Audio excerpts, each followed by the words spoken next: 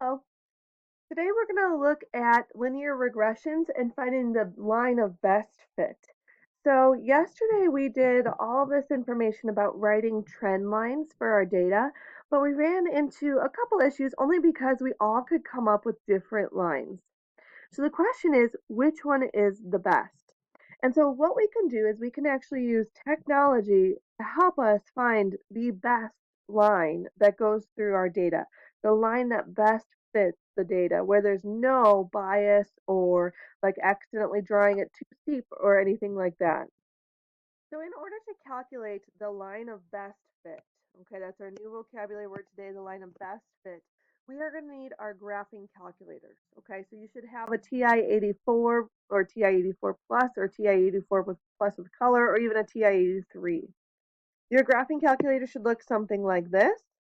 Okay, so please make sure you can find those now. We are going to do something called calculating a linear regression. Okay? So what's going to happen is you are going to be given a set of data. So notice here we have a set of x values and a set of y values. We can absolutely um, graph this x and y values and look at our scatter plot. So looking at my scatter plot now, we can see that the data does follow a positive trend here. So is there a correlation? Yes, there is a positive correlation. And we can tell that because the data kind of has a positive slope to it. Okay, so what we're going to do here is we are going to go ahead and we are going to enter our data into our graphing calculator. So for this one, what you're going to do is you're going to go ahead and follow these steps here. I'm going to go ahead and pull up my graphing calculator and move it to the side so I can see what I'm trying to do at the same time as like actually entering everything. So step one says go to stat. Now stat is going to be right here next to your arrow buttons. You're going to get a couple of pop-up options. We want to click on edit, so you're going to hit enter.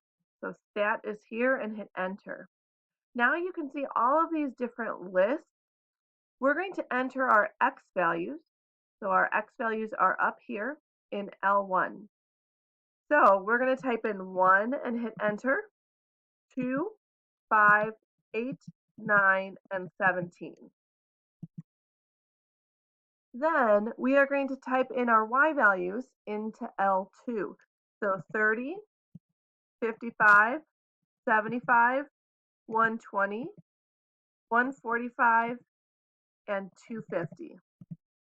So it's your x values and then your y values.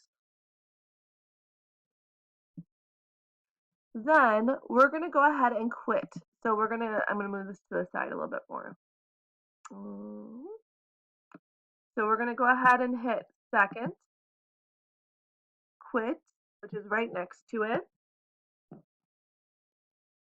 And in order to perform this linear regression, this again is stat. So go back to stat here. And you want to go, now that we've edited our list and plugged it in, you're going to go over to calculate.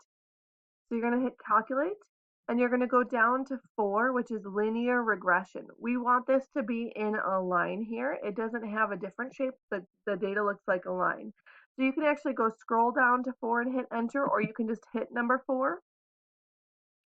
And what we're going to do is we're going to hit enter, enter, and enter. You should have X list L1, Y list L2. And basically you keep hitting enter until it calculates it for you. Now, looking at this, we have A and B. A is your slope and B is your y-intercept. So what's happening here is you can see that they have told you this is in y equals ax plus b form. So A is your slope, B is your y-intercept. So we can go ahead and plug those in and do 13.56x plus 17.59. Okay, now some of your calculators will have other information down here. We are going to want that other information because that is actually our correlation coefficient, which is coming up. So if you only have A and B, you need to follow these steps. You're going to go ahead and clear you're going to have to go to the catalog. So you have to hit second, and then the catalog is above 0, and you should have a giant list of everything. We're going to go ahead and hit D, which is above x to the negative 1. So right here. Okay, so click that button, and you're going to scroll down until you see something called diagnostic. And you're going to want to turn the diagnostic on. Oh, passed it. Oh, go back. Okay, so this diagnostic here, we want to turn it on. So you're going to go ahead and hit enter, and it's going to say done. Okay, so again, what we just did is we hit second catalog, then we hit D, which is going to be the x to the negative 1 button, and you went to diagnostic and you turn it on. Okay, so now what we're going to do is we're going to go back and we're going to try to calculate the equation again. So hit stat, and we're going to go over to calculate, and we're going to go to number 4. So we're going to hit enter, enter, enter, enter, however many times it takes. And now when you calculate it, you have this R value here. Okay, the one we want is just the R by itself. So in this case, it's R equals 0.995. Okay, we don't want the R squared, we want the R value. So now what we're going to do is we're going to talk about that R value. That R value is called the correlation coefficient. So when we were trying to write our equations of our lines yesterday with 3.5, we kept on asking ourselves, well, is this a good line, or yours might be different? And we couldn't really tell how good our line was. The correlation coefficient is going to answer that question for us. It's how good is this line at actually going through the data. So this R value is about, if I were to round it to the nearest hundredth, I would even have to go to 1.0. This represents a very strong correlation because the closer it is to 1 or negative 1, the stronger the correlation. So for instance, if it was negative 0.93, yes, that is a strong correlation, but it's a strong negative correlation. Because our R value was positive, that's a strong positive correlation, meaning the slope of our line is positive. That means that if you look at the line, it should go through pretty much the middle of the data most of the time. So looking at these values, notice here our correlation coefficient, again, when we did our stat diagnostic, our correlation coefficient is our R value. If your R value is close to 1, that means it is a strong correlation, and because 1 is positive, it is a strong positive correlation.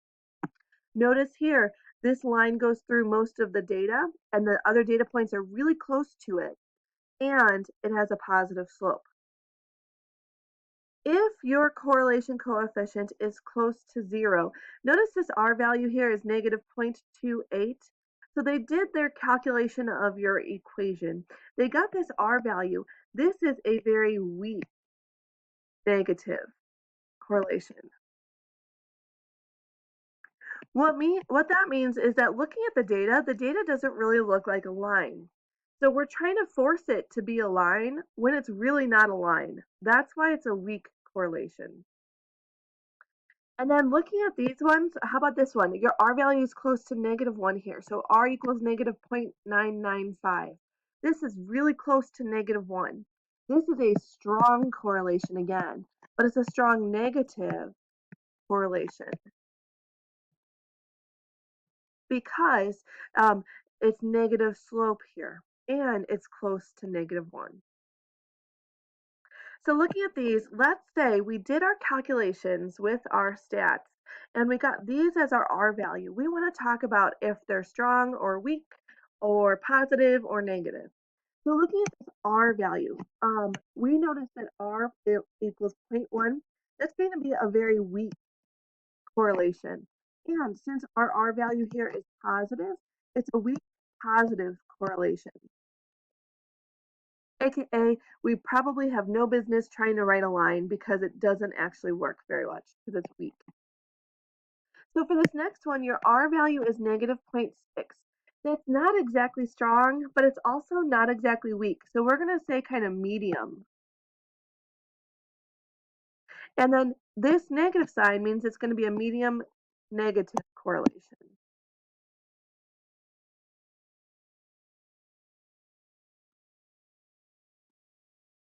Okay, so medium negative correlation.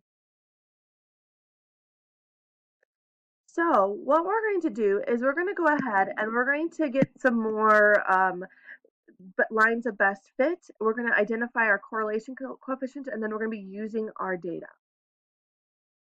So the first thing that we need to do is we need to actually go back here and we need to clear out our old data. So go ahead and hit Stat, and you're going to go ahead and hit Edit, and you're going to go to L2, you're going to scroll up, you're going to hit Clear, and then Enter. That's how you clear out all your data. So you're going to go to L1, as in go over this one more time. You're going to go up, you're going to so that it's highlighted up here at the list. You're going to hit Clear, and then Enter. And so now you'll notice that all of your data is gone and you're ready to go ahead and enter in new data. So looking at this, we have our information. We have all of these years and we have the air miles traveled. This one we want X to be the years since 1975. So this is going to be augmenting our X values. We're not going to use 1975 for our X values. Instead, our X values are going to be how many years has it been since 1975.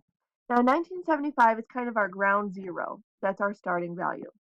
So in 1980, it has been 5 years later. 85 would be 10 years later, and so forth and so on. These are going to be the X values that we actually plug in to our table. Okay, so we're going to go ahead and type these X values in for our L1 and these Y values in for our L2. Let's go ahead and take a look at that. Okay, oops, sorry about that. I'm going to make it so we can see a little bit better. Okay, so in here, let's get here one more time. You're going to go ahead and hit Stat and Edit. In your L1, we're going to type in 0, 5, 10, 15, 20, 25, 30, 35, 40. For your L2, you're going to do 1298, 1529, and so forth and so on. So go ahead and pause the video and type those all in.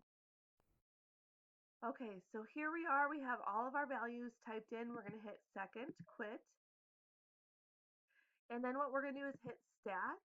And now we actually want to calculate our equation. So go over, and we're going to go down to number 4, and we're going to hit Enter a bunch of times.